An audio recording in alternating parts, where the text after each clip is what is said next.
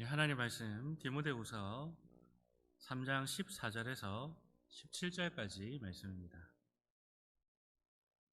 신약성경 디모데후서 3장 14절에서 17절까지 말씀입니다.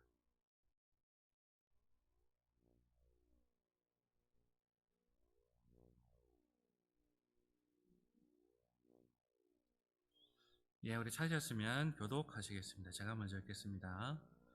그러나 너는 배우고 확실한 일에 거하라. 너는 내가 누구에게서 배운 것을 알며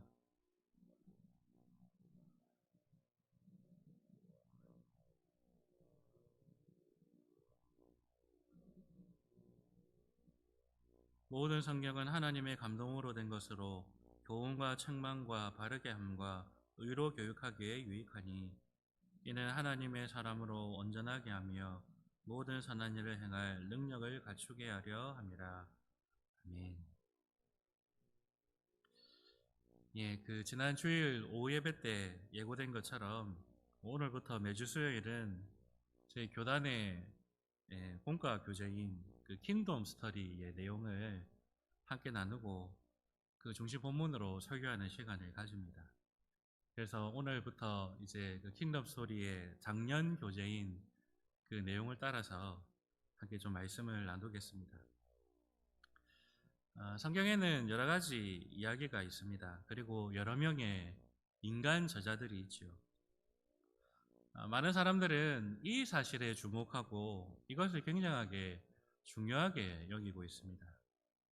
그래서 성경을 여러 이야기대로 그리고 인간 저자 중심으로 각각 다른 책으로 분류하는데 굉장히 열정을 했습니다. 그래서 그런 분들의 입장에서는 성경을 하나의 주제로 연결하는 것은 굉장히 기분 나쁜 일이 됩니다. 왜냐하면 각 이야기마다 주제가 있고 각 인간 저자마다 하고 싶은 이야기가 있는데 왜 이거를 하나로 묶으려고 하느냐 하는 것이죠. 그런데 우리가 속해 있는 이 장로교회는 이런 관점과는 전혀 다르게 성경을 이해를 합니다. 비록 수많은 이야기가 있고 많은 인간 저자들이 있지만은 이 모든 성경이 하나님의 감동에 의해서 기록된 바로 하나님의 말씀, 한 분 하나님이 기록하신 한 권의 책이다라는 것을 우리는 굉장히 강조합니다. 그래서 결국 성경의 각각 이야기 그리고 각 인간 저자가 하는 말이 결국에는 하나님의 의도에 따라서 하나로 연결될 수밖에 없다라고 우리는 믿고 있죠. 그러면 성경 전체를 이어주는 주제, 성경 전체를 관통하는 주제가 무엇인가? 라고 얘기했을 때에 몇몇 가지가 있지만은 가장 대표적인 것이 바로 하나님 나라라는 주제입니다. 성경은 하나님 나라를 시작하시고 결국 그 하나님 나라를 완성해 가시는 하나님 나라의 이야기로 가득 찬 책이다 라고 그렇게 이해할 수 있는 것이죠. 이러한 하나님 나라의 관점에서 우리는 이제 성경을 이해하는 아주 길다면 긴 여행을 떠나게 될 것입니다. 그게 바로 우리가 새롭게 시작하는 이 킹덤 스토리, 왕국 이야기, 하나님 나라 이야기라는 그 교재의 내용인 것이죠.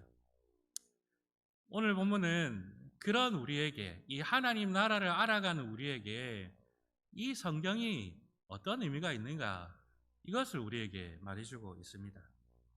여러분, 하나님 나라를 열심히 알아가고 또 그 나라를 누리고 그 나라를 확장시키고 그 나라를 완성해가는 우리에게 성경이 어떤 의미를 가지고 있을까요? 이 내용을 가지고 우리가 오늘 말씀을 좀 살펴봤으면 좋겠습니다. 먼저는 이 성경은 우리에게 유일한 하나님 나라의 자료가 됩니다. 본문 16절은 이렇게 시작합니다. 모든 성경은 하나님의 감동으로 된 것으로. 성경에는 여러 사람들이 등장하고 여러 인간 저자들이 등장하지만은 결국에는 그 모든 사람들이 하나님의 감동을 받았다라는 것입니다. 그래서 자기의 이야기가 아니라 하나님의 말씀을 기록한 것이 바로 이 성경이다라는 것입니다. 그래서 성경은 한 분 하나님의 그 하나님 나라 이야기로 일관되게 기록되어 있다라는 것을 알 수가 있지요. 그래서 성경을 한 분 하나님께서 기록하셨고 하나의 이야기가 진행되는데 그 이야기가 바로 하나님 나라의 이야기다라는 것은 바로 이 성경이야말로 이 하나님 나라의 정보를 알 수 있는 유일한 책이다라는 것을 말해줍니다. 하나님 나라가 어떻게 시작되었고 어떤 위기를 겪었고 어떤 승리와 그리고 부흥을 맛보았는지 그리고 나중에는 결국 그 나라가 어떻게 완성되어 가는지를 우리는 오직 이 성경을 통하여서만 알 수가 있는 것이지요. 그래서 우리는 성경을 제외하고는 다른 그 어떤 자료에서도 이 하나님 나라의 이야기를 찾을 수가 없습니다. 바로 이 성경만이 우리에게 유일한 자료, 유일한 교과서가 되는 것이죠. 그래서 하나님 나라를 바라보는 사람들은 늘 이 말씀, 이 성경을 가지고 씨름하며 살아갈 수밖에 없는 것입니다. 그래서 여러분, 성경만이 우리에게 하나님 나라의 이야기를 들려주는 유일한 기준이요, 절대적 기준이라는 것을 우리는 늘 기억해야 합니다. 오늘날 많은 사람들이 이 절대적 기준을 자꾸만 무너뜨리려 하는 시도를 합니다. 그래서 어떤 사람들은 과학적인 시각을 가지고 우리의 이성에 합리적이고 맞으면 말씀으로 받아들이고 아닌 거는 그냥 거짓말로 치부해버리는 그런 사람들도 있고요. 또 때로는 이 고고학적인 역사적 증거를 가져와가지고 그 증거에 맞으면 이 성경 역사는 옳은 것, 아니면 이 증거에 안 맞으면 이 역사는 엉터리, 그렇게 판단해버리는 그런 움직임들이 있기 때문에 그렇습니다.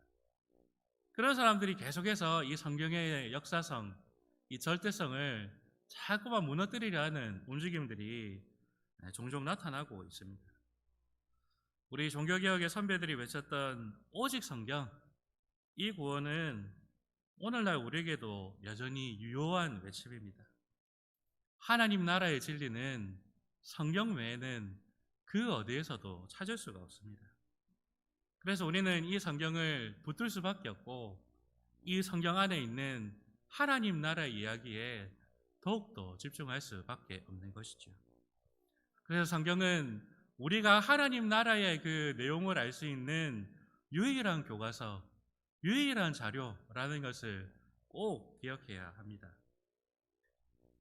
그리고 또한 성경은 우리가 그 하나님 나라의 구체적인 내용이 무엇인지를 알려주는 또한 유일한 길이기도 합니다.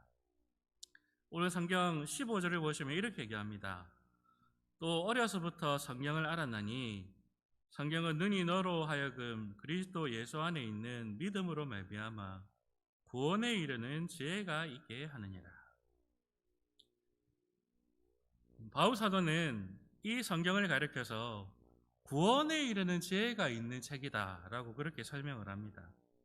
즉 구원에 이르는 지혜, 이것이 성경의 주된 내용이다라고 그렇게 설명을 하고 있지요. 여러분, 사실 성경을 읽어보시면 아시겠지만은 하나님 나라라는 말이 성경에 그렇게 명시적으로 많이 등장하지는 않습니다. 오히려 하나님 나라라는 말보다는 오늘 본문에서 말하는 것처럼 믿음, 구원, 이런 말들이 훨씬 더 자주 등장하죠. 하지만 중요한 것은 이것들이 하나님 나라와는 전혀 상관없는 것이 아님을 알아야 합니다. 성경에 자주 등장하는 믿음, 구원, 복, 안식, 이런 개념들은 모두가 다 하나님 나라 안에서 누리는 것들입니다. 이 모든 것들은 그 하나님 나라의 모습들을 단편적으로 보여주는 하나님 나라의 요소들인 것이지요. 그래서 오늘 본문 15절에서 사도 바울이 말하고 있는 이 성경의 주된 내용, 믿음으로 말미암아 구원에 이르는 지혜, 이것은 결국 이 하나님 나라의 지혜, 하나님 나라에 이르는 지혜를 가리키는 것으로 알 수가 있는 것이죠.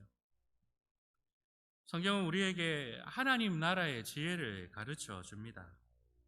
세상에서 성공하고 잘 사는 지혜가 아니라 하나님 나라에 들어갈 수 있는지에, 그리고 그 나라를 지금 이 땅에서 누릴 수 있는지에, 그것을 우리에게 보여줍니다.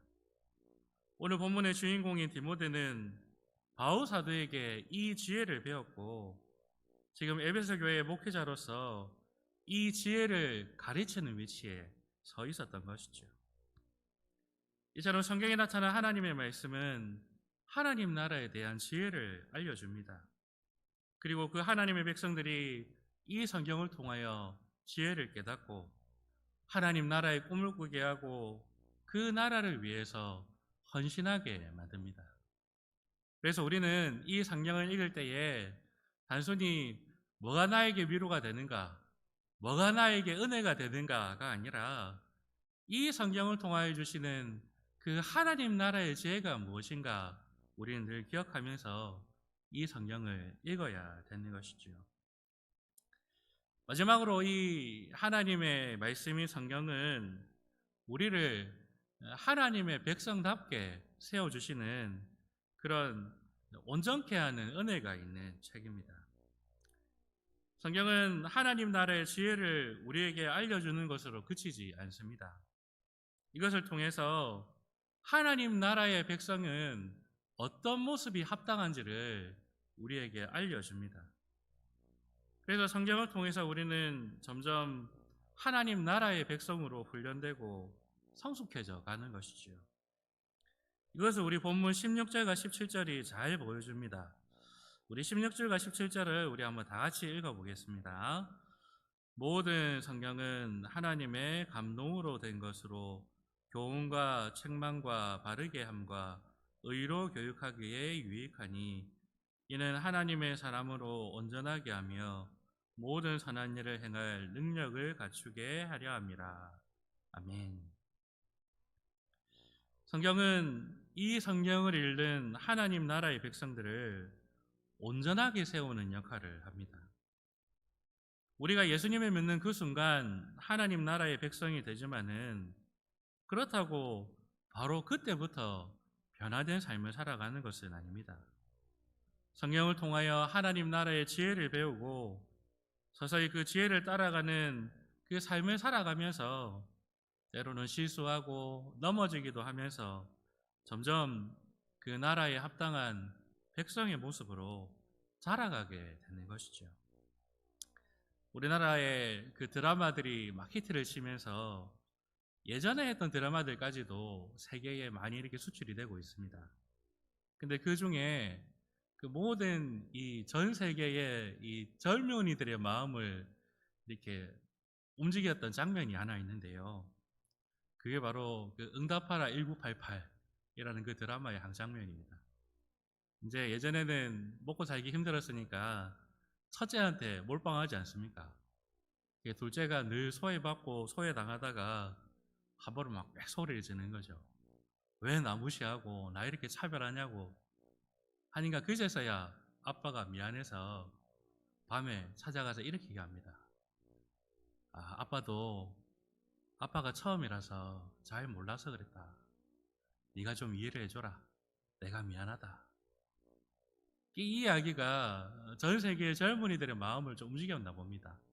그래서 이 드라마를 봤던 수많은 외국의 사람들이 이 장면만 보면 눈물이 난다 하는 그런 얘기를 제가 인터넷에서 보았던 기억이 납니다. 여러분, 아기가 태어나면 부모가 되죠. 아빠가 되고 엄마가 됩니다. 그런데 진짜 좋은 아빠가 되기 위해서는 계속해서 아빠로서 자라가야 합니다. 하나님 나라의 백성도 마찬가지지요. 그 나라의 백성답게 우리는 계속해서 자라가서 온전케 되어지는 그 자리에까지 나아가야 합니다. 자라가고 성숙해야 되지요. 그것을 위해서 하나님께서 우리에게 성경을 주시고 우리의 길잡이 역할을 하도록 그렇게 만들어 주셨다라는 것입니다.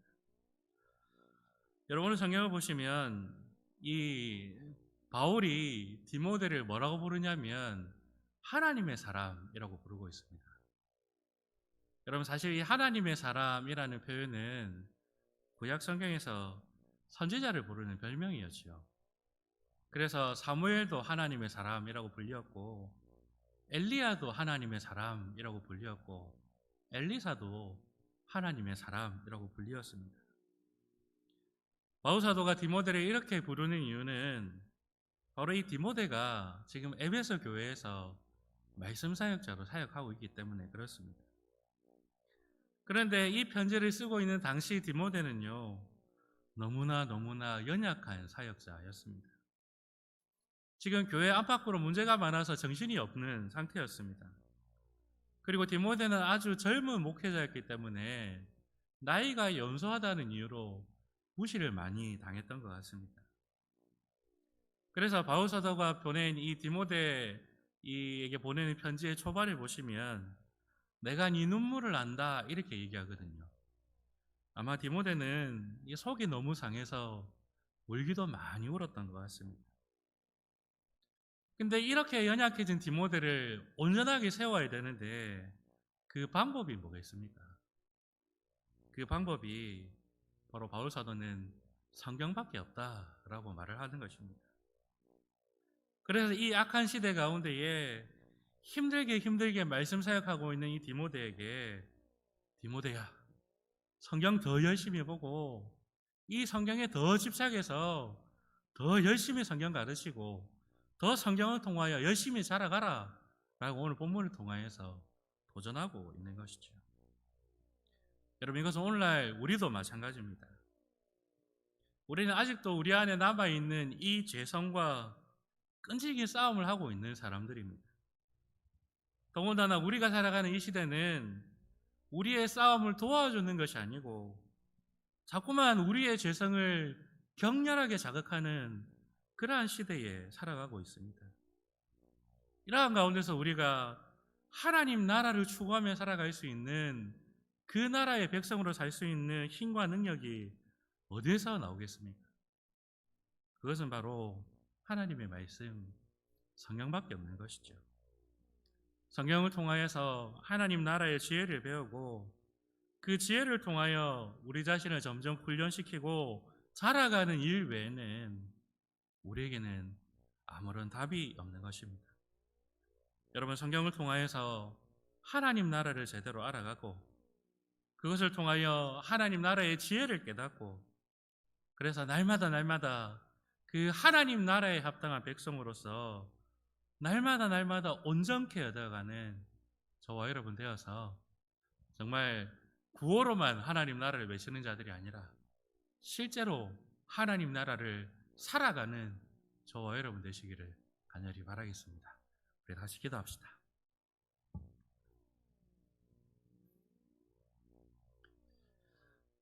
하나님 아버지, 우리에게 은혜를 다하여 주시옵소서. 우리의 힘과 우리의 온전케 됨이 바로 하나님의 말씀 안에서 가능케 되어지는 것임을 이 시간도 발견합니다. 더욱더 하나님의 말씀에 창념하게 해주시고 그 말씀 안에서 하나님 나라를 알아가며 그 나라의 백성 다음이 무엇인지를 깨달아가는 우리 모두가 되어서 날마다 말씀으로 온전케 되어지는 우리 모두가 되게 하여 주시옵소서. 우리 주 예수님 이름으로 기도합니다. 아멘.